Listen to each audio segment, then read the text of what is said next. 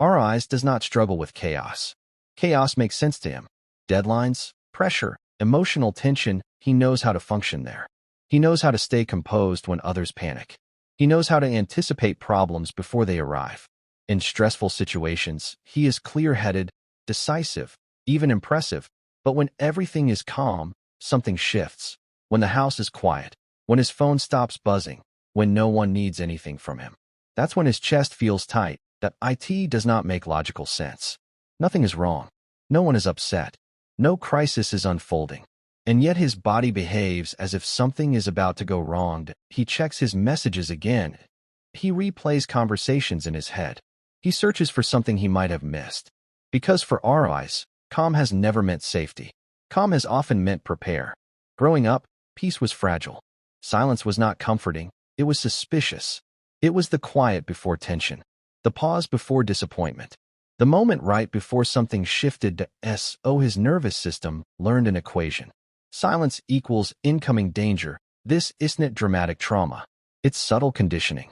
It's the slow shaping of a child who had to stay emotionally alert in unpredictable environments.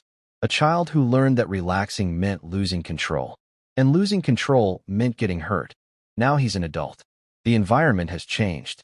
The threats are gone, but his body has not updated the information. People tell him, you need to relax more. But relaxation feels like vulnerability, and vulnerability once came with consequences. Instead, he stays busy, productive, mentally engaged. Because movement feels safer than stillness, here's the truth. He does not fear calm. He fears what used to follow it.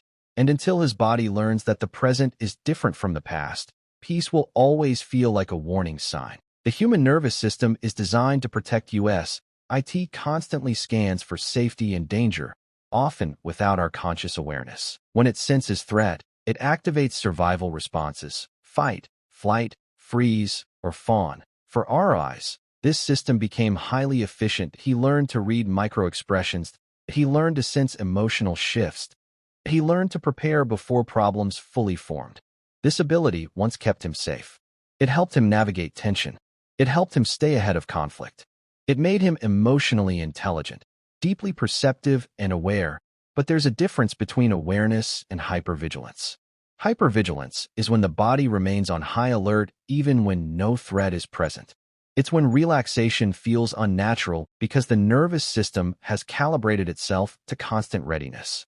Survival mode was never meant to be permanent. It was designed for moments of danger, not entire childhoods. When stress becomes consistent, the body adapts. Elevated alertness becomes the baseline. Calm becomes unfamiliar. And what is unfamiliar often feels unsafe. This is why RI struggles on peaceful weekends. Why vacations sometimes make him restless. Why he feels uneasy when nothing demands his attention. That it's not that he enjoys stress. It's that stress feels predictable. Calm requires trust. And trust, for someone who grew up anticipating instability, takes time. Emotional intelligence means recognizing that his body isn't betraying him. It's protecting him, using outdated data. His nervous system hasn't realized that the war is over. And until it does, relaxation will feel like dropping a shield that once kept him alive. Yet there's a particular kind of exhaustion that sleep does not fix. It's the fatigue of always being prepared. RIs rarely looks anxious on the outside.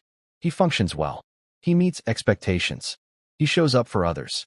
In fact, people often describe him as calm and dependable. But internally, his body rarely powers down. His shoulders stay slightly tense. His thoughts keep scanning for potential problems. His mind rehearses conversations that haven't even happened. This constant readiness creates invisible stress. That it's not loud panic, that it's quiet vigilance. Over time, this takes a toll. The body was not designed to sustain prolonged alertness without consequences. Cortisol remains elevated. Muscles stay tight. Sleep becomes lighter. True rest feels distant. And here's the emotional layer beneath it all. If he relaxes, who will hold everything together? As a child, staying alert felt responsible. It felt mature. It felt necessary. Relaxation was not modeled.